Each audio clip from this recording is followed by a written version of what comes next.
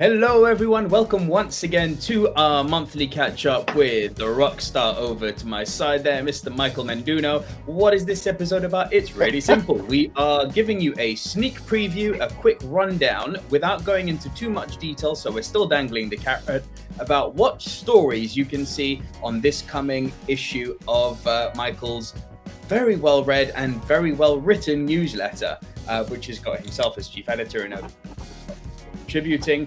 We'll talk about that in a moment. Just before we continue, guys, please, if you are new to the channel, hit that subscribe button. If you are a fan of this series that we're doing with Michael and you like this video, please give that video a thumbs up. And please be sure to tickle that notification bell because that will let you know whenever we put a new piece of content up. I'm Nico Lurot from Global Underwater Explorers. You can find me on Instagram at Nico Lurot, link above. And enough of the shameless plugs, let's cut over to Mr. Rockstar, Mr. Michael Menduno. Hey Nico, how you doing today? I'm good, man. I'm good. Yourself? Good. Me too. Yep. Swam this morning and raring to go working on the new issue, which will be out next Thursday, the 5th of December. So we're kicking off our issue with a feature we call Ho Ho Ho's. It's InDepth's Holiday Rebreather Shopping Guide. And basically, we're going to be featuring about 15 different vendors. It's a very, very detailed look at the feature sets of various rebreathers. And interestingly, we looked around for this, even though there have been some comparison articles, no one has really done this and laid it all out. So for those interested in buying a rebreather or buying a next rebreather, we're hoping this will help. And we have some wonderful photography from our UK. This is a UK issue, actually. Jason Brown of Bardo Creative. So having a little fun with that. So it's kind of crazy that no one's done this yet because, you know, you've got everything from mask comparisons, you've got everything from fin comparisons, computer comparisons, but okay, the market may be small, but there's definitely a market for rebreathers. So I'm glad to see this. Yep. I am not currently in the market for a rebreather, but if you are, the link is above. And I really encourage you to go check out this link because if you like dogs and you like Baby Yoda, it's got that too. yes. It's kind of awesome. We have a little holiday cheer with the article. Yes, so a little bit. The next piece we have is interesting, looking at scientific diving. Actually, there's been a lawsuit that's been going on for 7 years that just got resolved. The Laundry Houston Aquarium versus OSHA, which is the organization in the UK which regulates the workplace, Occupational Health and Safety Administration. And basically, the question was, what is a scientific dive? The question in this case was, are marine biologists who are in a big aquarium tank feeding fish, is that a scientific dive and therefore can come under scientific diving guidelines? Or is it a commercial dive and therefore you need to come under commercial regulations, which include chambers and more people and everything else? This story annoys me because maybe I'm very, very close-minded. But for me, it's a scientific dive. It's biologists working with fish. Right. You're not in a parameter which require. Okay, maybe I'm speaking out of term here, and the whole commercial diving industry is about to jump down my throat at me on Instagram. Right. The reality is that you're working in a shallow environment. You're feeding fish. It's how is it not a scientific dive? Okay, correct me if I'm wrong. If it gets passed as a commercial dive, there's all these sorts of extra parameters they're going to have to start following, which are actually then going to make them in line with commercial diving, but it doesn't actually add anything to what they're doing with the fish feeding. Exactly. This really made me angry. I'm not going to lie. I was like, sorry, what? Well, because maybe for listeners, so in the 80s, it was sorted out that scientific, there were commercial diving regulations being put in place by OSHA, and in the UK, the HSE, Health and Safety Executive. Right. So scientific diving and recreational diving, sport diving, were exempt. So that's sport instruction, even though it's a job, does not fall under commercial diving, and scientific. So they've maintained that all this time, and this was a challenge to that. The positive thing that has come out is that organizations like the AAUS, American Academy of Underwater Scientists, and others are working to create a global, kind of like the RSTC, the Recreational Scuba Training Council, for scientific diving, to have a harmonized global standard. I mean, if you're doing science in Antarctica or the Caymans or UK or the US, I mean, why should you have different regulations for that diving?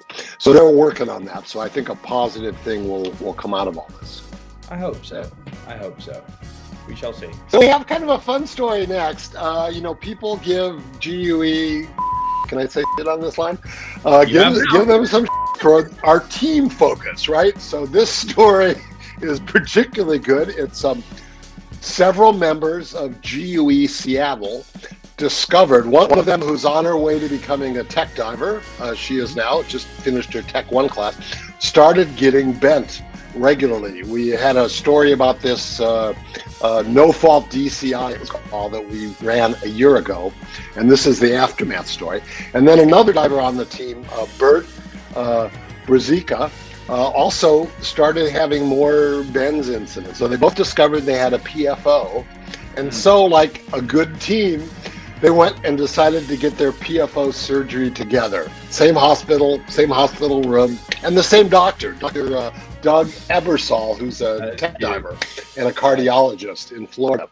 So this is a story of their experience getting their PFOs fixed together. So it's a really interesting story, yeah. That's really sweet. It's almost like I kind of wish that it was like that's how they start a relationship or something. Well, they're not married, right? So Dina's married to James, who wrote the story about the two of them. So it's, whoops. Yeah, I think the tagline could be "Those who bend together, mend together." Yeah. It's true. So then we've reached out to our UK Brain Trust, Psychological Brain Trust, and we have a series of sort of psychological-oriented stories for this issue.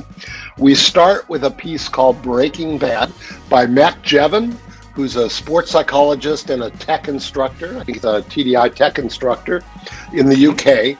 And it's the piece is aimed at instructors. How do you help students break bad diving habits that are, blocking their development further? An ingrained habit. How do you get people through bad habits, basically?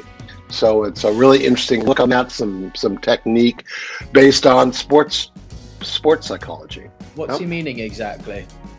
Bad habits such as what? Well, someone, for example, in GUE, of course, we really value, a lot of people do, buoyancy and trim, right? Having a horizontal in the water.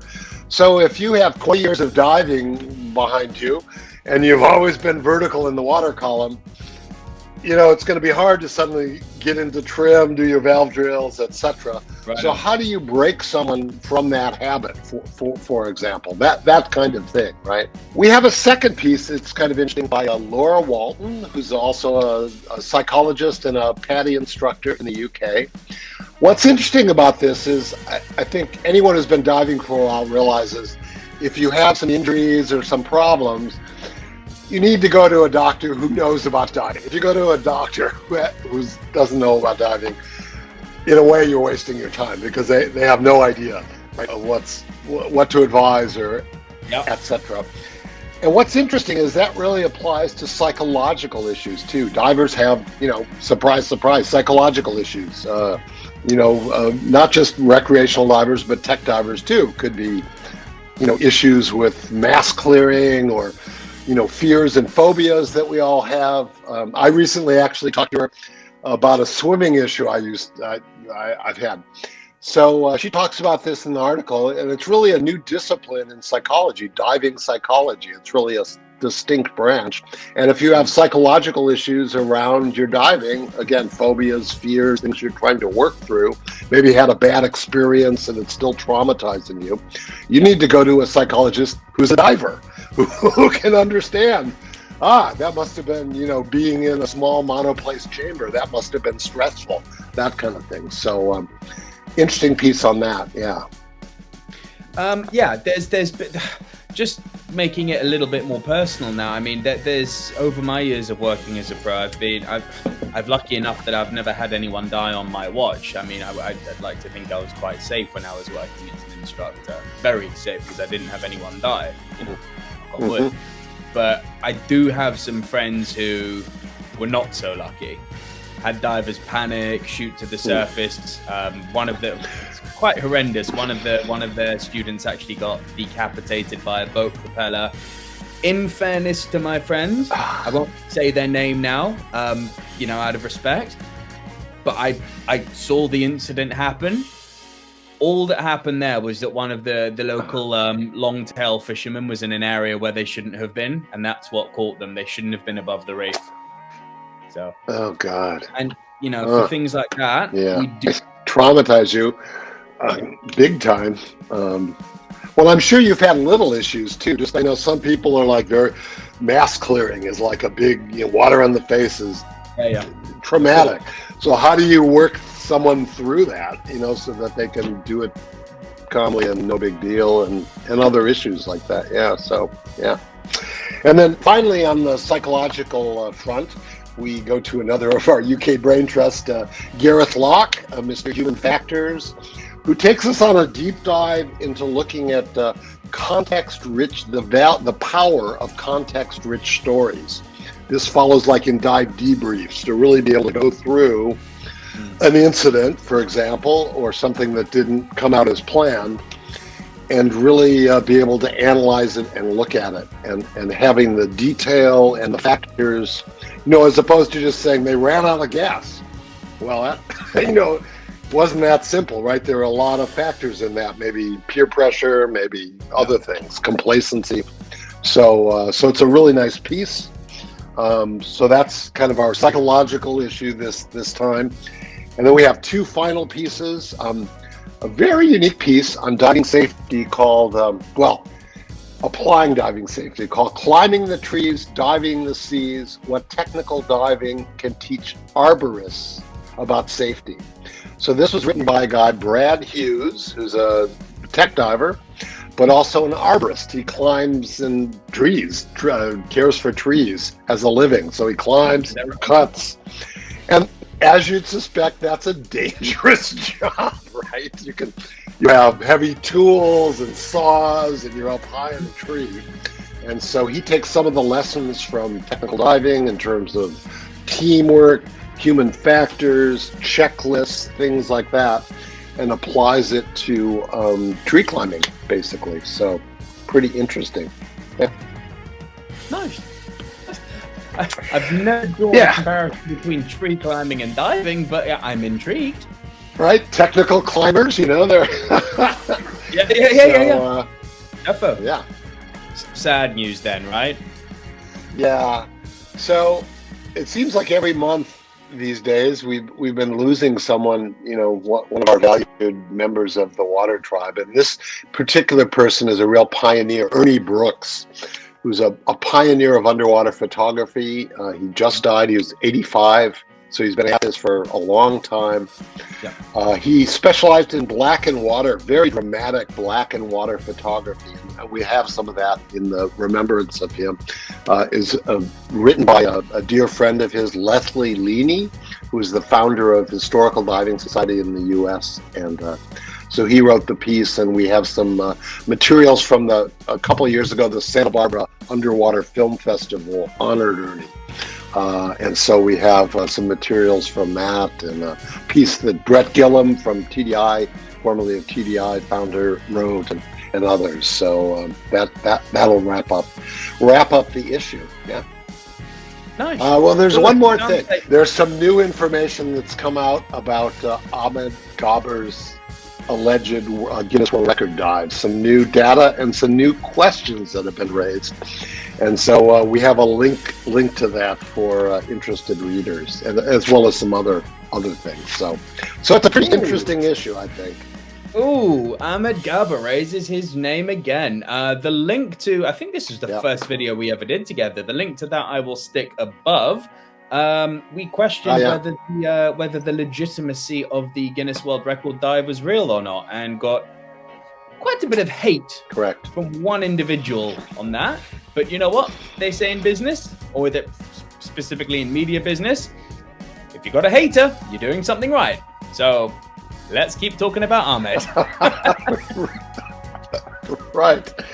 I know. Yeah. So, so it's an ongoing story. I think I can say that there's actually a Wall Street Journal reporter who's now working on the story as well. So we may be seeing something coming from that person in the future, and hearing from Guinness. It's ultimately up to Guinness World Records to decide if Mr. Gabber legitimately got the record or didn't. So hopefully they'll do the right thing and figure out what the truth is.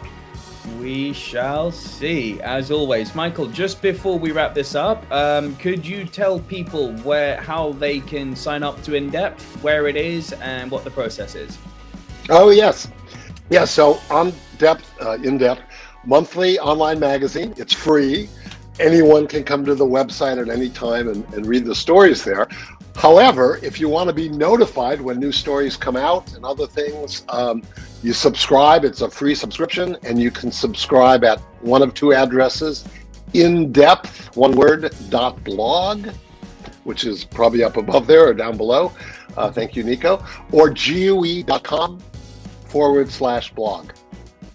Fantastic. Yep. So we encourage people to subscribe so they can get all the new stories. That's it, guys. As you said, as I say every single time, every month when Michael and I do this video, you've got an industry tech legend writing this content for you. It's free, so why would you not sign up to it? For my part, the only plug I want to do is that recently, and I've got you to thank for this actually, Michael, I got to sit down with Captain Paul Watson of Sea Shepherd. He did a huge interview with you on InDepth last month, and I got an hour of his time, and that is now up on the YouTube channel. The link is above for that.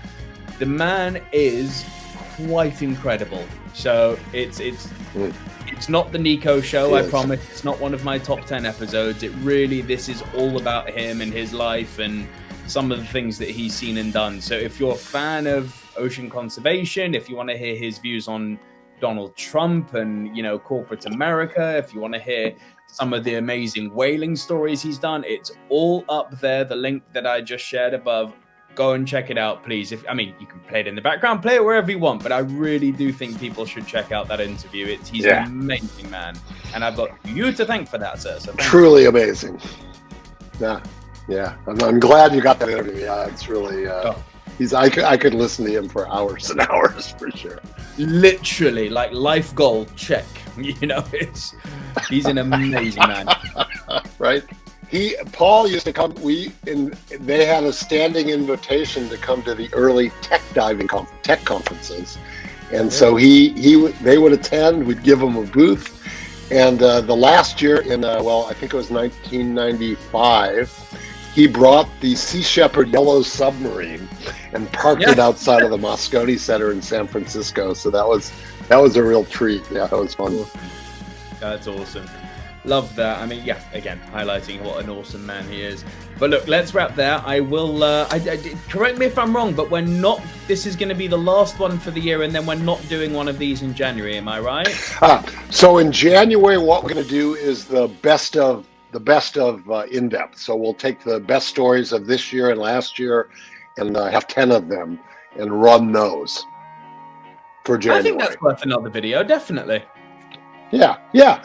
We can talk about some of the stories that, were, really well read. Some of the stories had, like 10,000 reads to them, so which is pretty decent for tech diving. So, so we'll be doing that next month, and we should definitely do a video about it. Yeah. Love it. Let's do that then. That's going to be the last you see from me, though, before Christmas. So from the channel, I mean, you'll see me again on the channel. There'll be another top 10. But between you and me, Michael, I guess I'll wish you a Merry Christmas and Happy New Year and all that goodness, early as it may be, because I am heading to Mexico this month. Yeah, that's going to be fun. I got to go diving. It's been over a year. Oh my God, I'm so excited. I've been jonesing to dive. But yeah, that's me done. That's you done. Any last thing you'd like to say, Michael? No, just wish everybody a happy holidays, and obviously stay safe with the COVID, you know, on the rise right now. Just everybody stay safe and well, and see you on the other side. Dive with you on the other side. See you on the other side, guys. As always, please like the video, share the video, hit that notification bell, hit that subscribe button, follow me on Instagram at Nico Lurot, and we will see you back here on another episode of In Depth in the new year. Have a good one, guys. Bye.